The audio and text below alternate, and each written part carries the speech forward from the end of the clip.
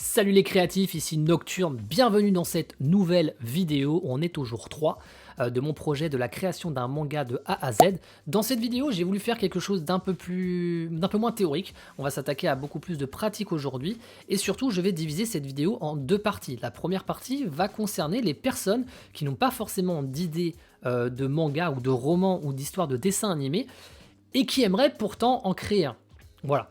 Donc si t'as pas d'idée et que tu veux te servir de l'intelligence artificielle pour créer justement cette histoire-là et d'avoir quelque chose de solide et qui tient la route, je vais te montrer comment avoir un scénario ou une idée d'histoire qui est en béton, que ce soit pour du manga, du roman, dessin animé ou autre chose. Ça va être la première partie de cette vidéo-là. L'idée, ça va être de se créer un document de travail de base qui va pouvoir nous aider à créer justement notre roman, notre manga ou notre dessin animé. Donc on est parti, ça c'est pour la première étape. La deuxième étape va concerner justement une fois qu'on aura établi ce document de travail. Ce qui est mon cas. De mon côté, comme je t'ai dit, moi j'ai vraiment envie de créer l'histoire avec mes propres moyens, avec mes propres idées. C'est un univers que j'ai conçu moi-même. Mais je me servirai de l'intelligence artificielle pour m'aider à exploiter au mieux cette idée-là. Donc on est parti, je te fais pas perdre davantage de temps et on va du coup se lancer directement dans la conception de notre idée en partant de zéro. Donc on est parti, on passe de l'autre côté. Donc on se retrouve du côté de ChatGPT, comme je te l'ai dit dans une ancienne vidéo, pour tout ce qui va être création de structure, analyse, etc. en ligne directement, je m'adresse à ChatGPT parce que pour ça il est pour moi meilleur. Mais quand on va s'attaquer à tout ce qui va être création textuelle, que ça va être création vraiment de tout ce qui va être sur le contenu textuel, je vais m'adresser à Claude. Et tout ce qui va être analyse de texte également, je vais m'adresser à Claude. Pourquoi? Il faut savoir que Claude, aujourd'hui, quand tu vas lui donner ce qu'on appelle un document de travail, c'est-à-dire vraiment tout le plan de ton histoire ou même les différents chapitres que tu vas lui donner, Claude est capable de lire, c'était encore le cas il y a quelques temps, jusqu'à 75 000 mots. Donc c'est vraiment très intéressant, 75 000 mots. Là où ChatGPT, lui, se contentait, je crois, de 25 ou 30 000 mots, il me semble, je te dis peut-être une connerie, mais en tout cas, c'était à peu près ça. Donc on est parti, on va vraiment créer du coup une idée de manga ou de roman vraiment de A à Z, on va partir vraiment de zéro. Donc le premier prompt que je propose, c'est celui-ci. Alors je te rassure, c'est pas moi qui l'ai inventé le prompt. Moi ce que je fais des fois, c'est que même je demande à ChatGPT de me créer un prompt en suivant un modèle spécifique.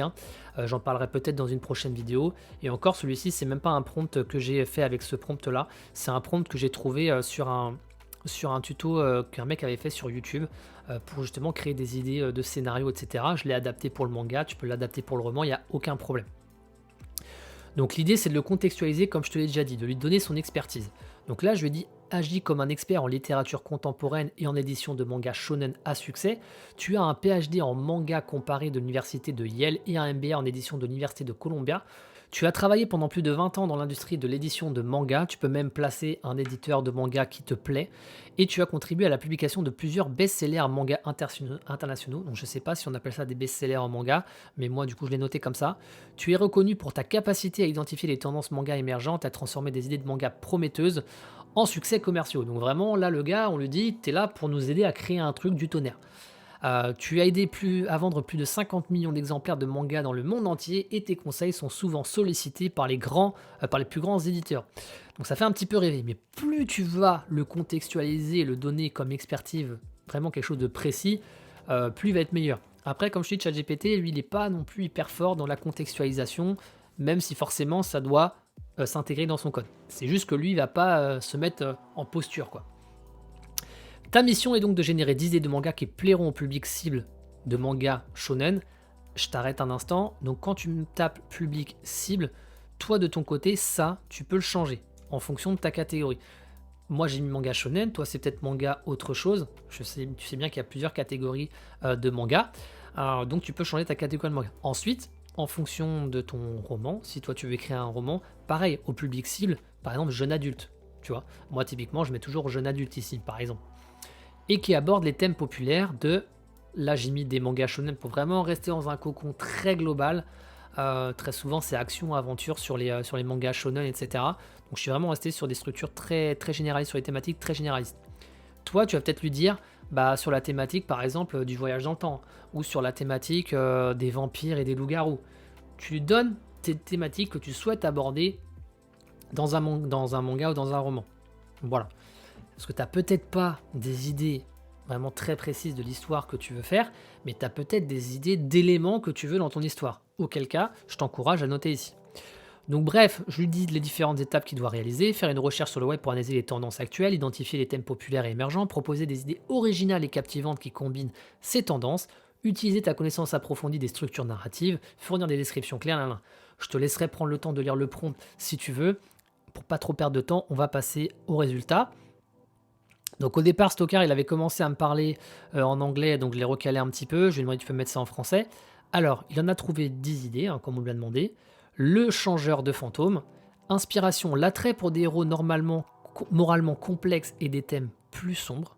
Synopsis, donc il a mis dans un monde où les individus peuvent transférer leur conscience dans les corps fantômes pour un temps limité. Hayato découvre qu'il peut prendre possession de corps de façon permanente. Alors qu'il lutte contre ses démons intérieurs, il cherche à percer le mystère de son identité et à apprivoiser ce pouvoir effrayant. Donc pour le coup, l'idée elle est quand même plutôt intéressante, hein, franchement. Et tu vois là sur quoi il s'est basé? Il s'est basé sur Jump 40 Third, The Future of Shonen Manga, Trends and Prediction. Donc il s'est basé sur les tendances actuelles, comme on lui a demandé. Donc ça c'est vraiment plutôt cool. Donc tu es sûr d'avoir une idée de manga qui va concerner le courant actuel. Donc bref, il m'en a pondu, comme je t'ai dit, il m'en a pondu 10. L'idée, c'est de trouver l'idée qui te correspond le mieux. S'il n'y en a aucune qui te parle, tu le relances. Tu peux m'en retrouver 10 autres, 15 autres. Et tu choisis celle qui t'intéresse le mieux. Tu peux même le driver un petit peu et dire « Ouais, j'aimerais plutôt que mon personnage principal ait cette capacité-là. » Vraiment, tu le drives comme tu veux. Ensuite, une fois qu'on a cette idée-là, on va utiliser un prompt intermédiaire. Pareil, on lui redonne une expertise, c'est globalement la même. Je la change un petit peu. Je lui ai bien dit qu'il a travaillé chez Glénat, maison d'édition manga. Ta mission est de me guider tel un mentor pour m'aider à créer un manga à succès en utilisant la méthode suivante. Analyser les 10 meilleurs modèles narratifs et structures de manga shonen permettant de créer des histoires captivantes. Les modèles narratifs, tu sais, c'est chaque fois que tu regardes un film Marvel, un film de science-fiction, bref, les films d'aventure, d'urban fantasy, bref, t'as toujours ce même truc. T'as le mec, le héros, il est un petit peu banal, on le voit dans son monde du quotidien, et d'un seul coup, il y a un truc qui lui arrive, ça le sort de son monde de quotidien, il est malgré lui contraint de sortir de son monde du quotidien pour aller à l'action, et après, dans ce nouveau monde, il est un petit peu perdu, donc du coup, il trouve un mentor qui va lui expliquer un petit peu comment fonctionne ce monde, et puis après, finalement, il va vouloir à un moment donné un petit peu renoncer, repartir chez lui, puis après, il va réussir à battre le mec alors qu'il a des capacités limitées par rapport au danger qui l'attend. C'est ce qu'on appelle le modèle narratif. Le modèle dont je te parle, c'est la quête, c'est le voyage du héros. C'est ce qu'on a l'habitude de voir, et moi, c'est ce que j'utilise très souvent quand j'écris des romans. Donc, lui nous en a sorti 10, et tu vois que le premier, c'est justement celui qui est inspiré du voyage du héros. Voilà.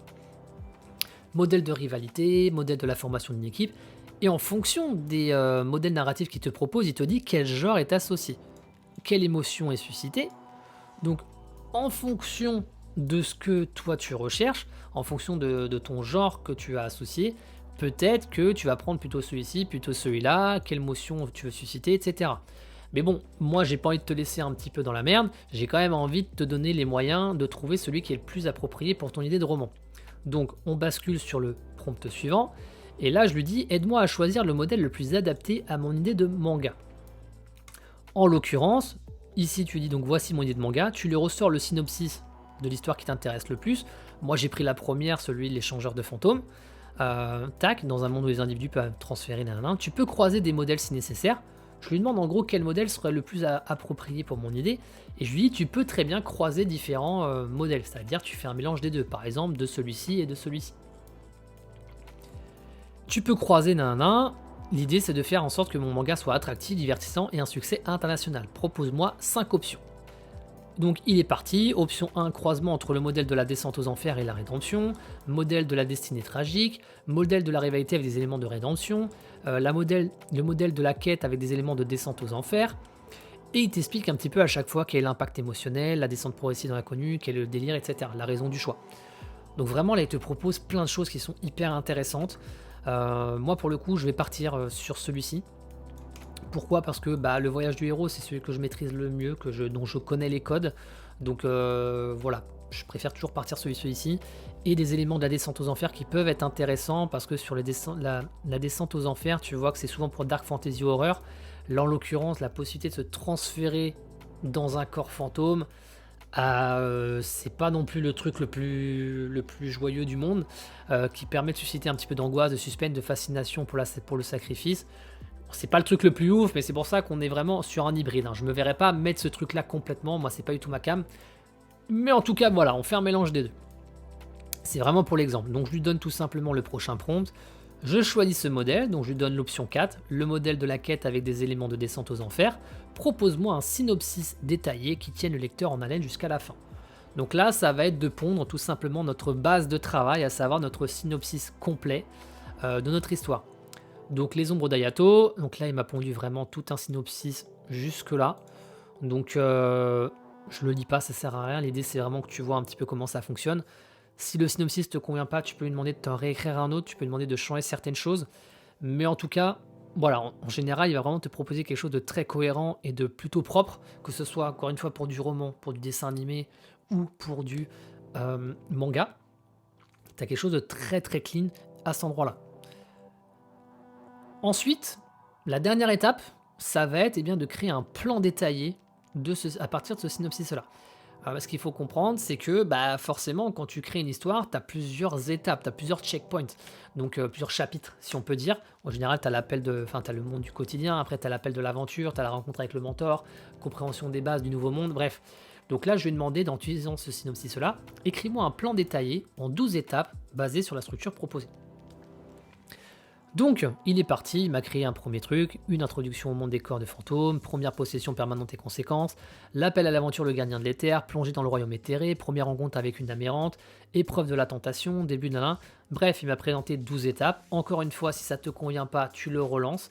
Si ça te plaît, tu conserves ça. S'il y a une étape qui te convient pas, tu peux très bien dire, moi, la phase 11, elle me parle pas du tout, je la trouve trop dark ou ceci. Tu peux changer, ça reste ton histoire. Mais là, au moins, on a vraiment notre plan structuré. Donc à partir de là, on va commencer déjà à pouvoir créer ce qu'on appelle notre document de travail. Je vais te montrer à quoi correspond mon document de travail à moi, et tu verras comment le constituer à partir de ces éléments-là. Donc on est parti, on va aller sur mon plan de travail. Voilà. Donc moi je le fais de cette manière-là. C'est un mec, j'ai vu, là, il faisait ça comme ça sur YouTube. Et je trouve ça plutôt intéressant de faire ça. Ça tombe sous le sens. En fait, c'est du langage XML, où ça ressemble un peu à du langage HTML, c'est pareil, mais globalement, c'est sensiblement le même langage. Grossièrement, s'il y a des codeurs ici, désolé, mais moi je fais un peu de code, et je trouve que là, visuellement, ça ressemble vraiment à des balises HTML. Donc le XML et le HTML, c'est sensiblement un peu des codes de structure, donc c'est sensiblement assez proche.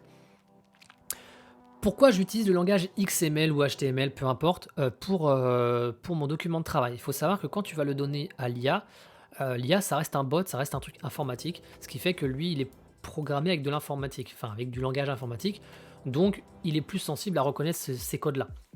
Donc quand tu lui proposes du plan de ton histoire, tu te mets plan ici et balise fermante en plan ici, il va comprendre que tout ce qui est à l'intérieur va être justement le plan de ton histoire.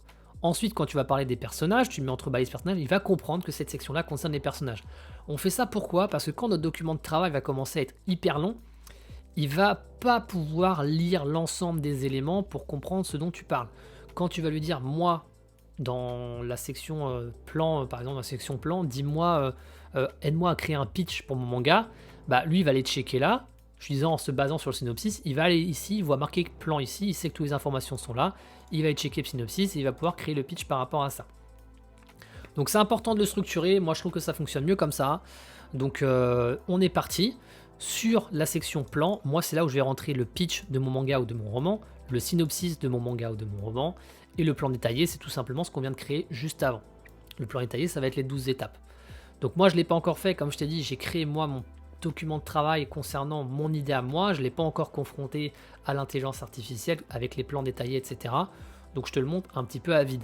Mais là l'idée c'est de créer le pitch. Le pitch c'est un petit peu le truc que tu vas raconter en 1 minute aux gens pour expliquer de quoi parle ton manga. Enfin 1 minute c'est peut-être un peu long, mais c'est beaucoup plus court que le synopsis en tout cas. Le plan détaillé, donc là forcément c'est un mélange entre le synopsis et vraiment le résumé de scène. Donc on est sur un plan détaillé, donc c'est les 12 étapes comme je te l'ai dit. Ensuite on est sur les personnages, voilà. Donc là, tu vas tout simplement faire une description de tes personnages. Donc pareil, on en reviendra dans une prochaine vidéo, comment faire en sorte qu'il te propose des personnages avec différentes choses. Moi, je structure toujours comme ça parce que c'était lui la première fois qu'il les avait structurés de cette manière-là quand je l'avais fait au tout départ. Et j'ai gardé cette structure-là pour créer les miens. Je reste souvent assez light sur la description de mes personnages parce que des fois, je vais laisser peut-être l'intelligence artificielle me guider.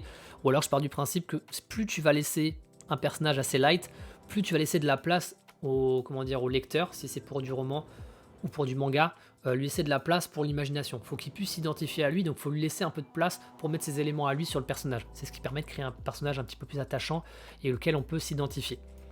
Donc on est sur les personnages, donc avec les caractéristiques physiques, la particularité, arc narratif, voilà. Donc moi, tous mes personnages sont là.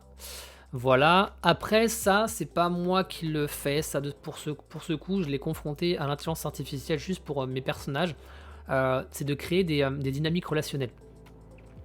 Donc, Triangle du Destin, par exemple, Koa, l'espoir du futur, Altaïr, le passé traumatique, Kaoni, la sagesse du présent.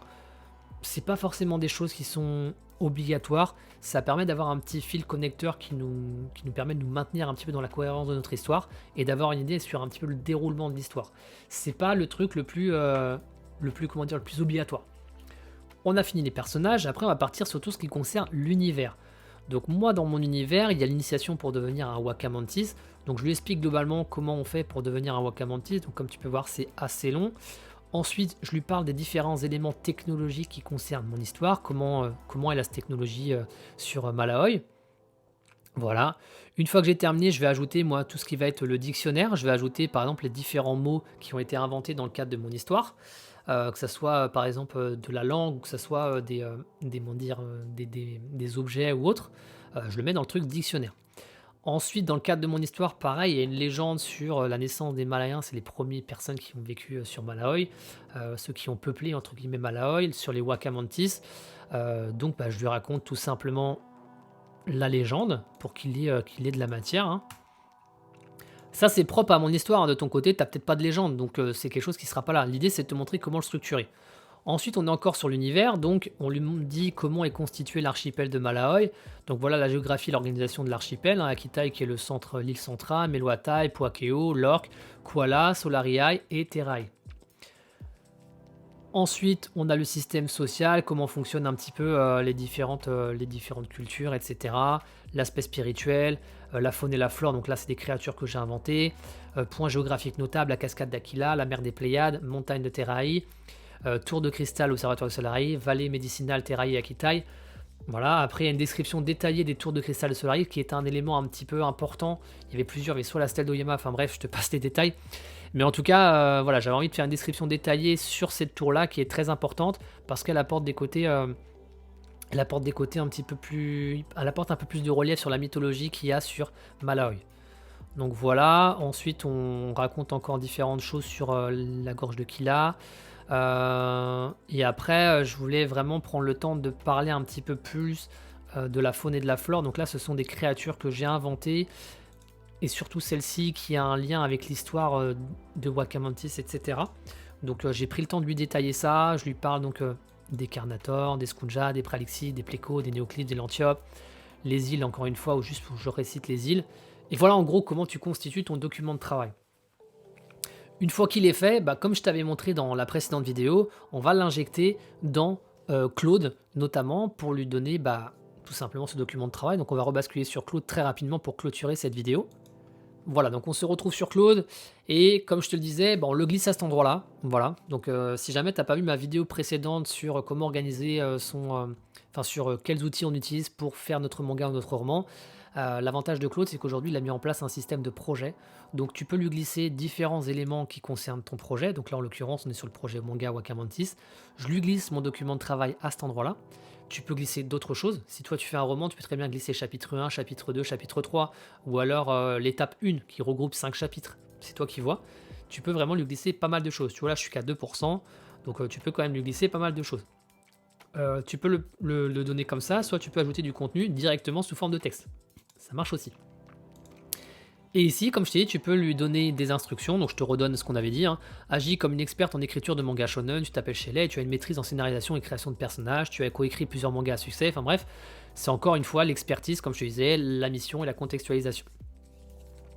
Et à partir de là, on va pouvoir bien, commencer à travailler avec l'IA, notamment sur la création bien, de nos personnages. Donc voilà pour cette vidéo. Comme je te disais, je voulais faire des vidéos assez courtes, mais là je trouve qu'on est sur une vidéo qui apporte pas mal d'éléments, donc je voulais rester un peu concis, mais je voulais quand même t'apporter du relief parce que sinon ça aurait été un petit peu prêchi-prêcha.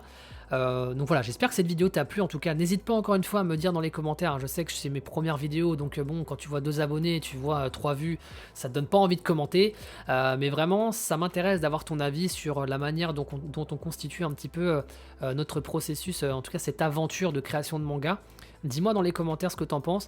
N'hésite pas à liker et à rejoindre l'aventure, à embarquer avec moi dans cette aventure de création de manga. Je te donnerai des petits tips concernant les mangas, mais aussi les romans, hein, comme tu as pu le voir. Donc voilà, écoute, petit créatif, j'espère que ça t'a plu. Encore une fois, n'hésite pas, hein, si tu as des questions, si ça te plaît. N'hésite pas à t'embarquer avec moi dans cette nouvelle aventure. Et en attendant, je te dis très bonne journée à toi ou très bonne soirée en fonction de à quelle heure tu regardes cette vidéo-là. Et je te dis à la prochaine. Salut, ciao. Créons un manga ensemble, toi et moi. Ensemble on y arrivera. De l'idée au papier, rien ne nous arrêtera. Imaginons ce nouveau monde, une aventure pleine d'émotions. Créons un manga ensemble, toi et moi.